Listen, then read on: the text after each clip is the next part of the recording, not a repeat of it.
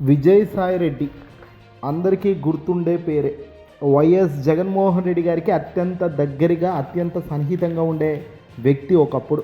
అనుకోకుండా కొన్ని విభేదాల వల్ల లేదంటే ఇంకో కారణమో తెలియదు కానీ విజయసాయిరెడ్డి వైఎస్ఆర్సీపీ పార్టీకి నుంచి దూరంగా జరగడం ఇవన్నీ తెలిసిందే.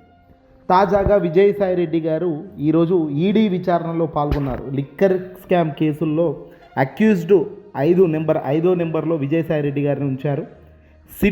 ఎస్ఐటి సిట్ చంద్రబాబు నాయుడు గారి సర్కార్, కూటమి సర్కార్కు సంబంధించిన సిట్ అధికారులు విజయసాయిరెడ్డి గారిని లిక్కర్ స్కామ్లో ఉంచడంలో 5వ నెంబర్ కేటాయించారు. అక్యూజ్డ్ 5వ నెంబర్ కేటాయించడంతో విచారణలో ఈరోజు ఆయన పాల్గొన్నారు. విచారణ అనంతరం ఆయన ప్రెస్ మీట్ ముందు మాట్లాడారు. ప్రెస్ మీట్లో ఆయన సంచలన వ్యాఖ్యలు చేశారు. మొట్టమొదట తెలుగుదేశం పార్టీ చాలా అధ్వానంగా ఉంది.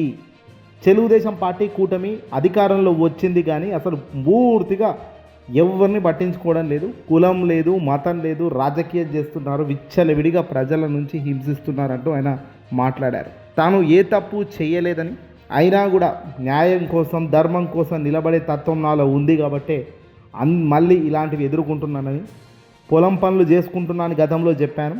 ఇక ఆ పని పునిస్టాప్ పెట్టి మళ్ళీ రాజకీయాల్లోకి వస్తున్నాను, మంచి సమయం చెప్తాను, అడుగులు వేస్తాను అంటూ విజయసాయిరెడ్డి గారు బాంబు పేల్చేశారు. అధికారంలోకి వస్తానంటున్నారు, ఏ పార్టీలోకి వస్తారు అని అక్కడున్న రిపోర్టర్లు ప్రశ్నించగా ఇప్పుడే తొందర అక్కర్లేదు, జగన్మోహన్ రెడ్డి గారు పిలుస్తారా, చంద్రబాబు నాయుడు గారు పిలుస్తారా, దేశ ప్రధాని మోదీ పిలుస్తారా చూడాలని, ఆలోచించాలని, ఆ తర్వాత నా రాజకీయ కార్యాచర్య మొత్తం కూడా బయట పెడతానని, నన్ను ఎవరైతే ఇబ్బంది పెట్టారో నా ఇబ్బంది పెట్టిన వాళ్ళ కోసం నేను రాజకీయాల్లోకి రాబోతున్నాను అంటూ విజయసాయిరెడ్డి గారు తను ఈ మాదిరిగా మాట్లాడుతూ వచ్చారు.